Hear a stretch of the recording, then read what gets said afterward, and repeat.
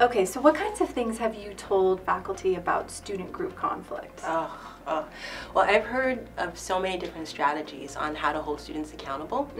And one strategy that I've used in the classroom is this rating system approach where at the end of a group project, students are given an instrument where they rate each other's workload contributions based on their perceptions. Right. And then it's all confidential, and they turn that into me, and I may deduct points based on the ratings. Right. And you know, if you use this strategy, you want to be sure that you're really transparent, that students know that this is coming right from the beginning. Another idea is this checkpoint assessment, where students receive feedback throughout the period of the project. Yep. And so the hope is that, or the goal, is that they are talking to each other about the feedback that they're receiving, Right. and that the end result is this highly improved product. Right. That they've turned in. Right. And that's great, because if you can catch conflict from happening, that's only going to improve the end product. So what do you tell your students about group work conflict? Okay, so I actually have a speech that I give them at the beginning. Speech? Yeah, I tell them, it goes like this. It's, okay, you guys, we're going to get into groups to do this project this semester, but here's the thing, it's going to be unlike anything you've experienced before, because I'm actually going to sort of hope that you do get into some conflict. So I know that's weird, but I want you to picture this.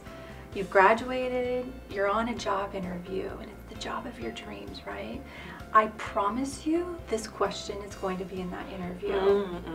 Tell me a time in which you've had a conflict, Yes. and how did you resolve it, right? So my hope is that you actually get into some conflict, because I'm going to help you navigate the conflict so that a win-win happens. And my hope is that you construct a future response to that job interview question. That's good. And you land that job, right? That is so good. I love that. That is brilliant. I've never heard of that strategy. I love it because, you know, when you hear the word conflict, there's just, oh my gosh, Right. what do I do? It just strikes terror, right? But what you're saying is, no, let's deconstruct this. Yeah. Conflict can be good. Conflict can be healthy. Here's an opportunity to gain some personal and professional development. Right. A transferable skill. I love that. And you're right, that does come up almost all the time in the interviews now. So walk me through a real specific strategy that you could do. Okay.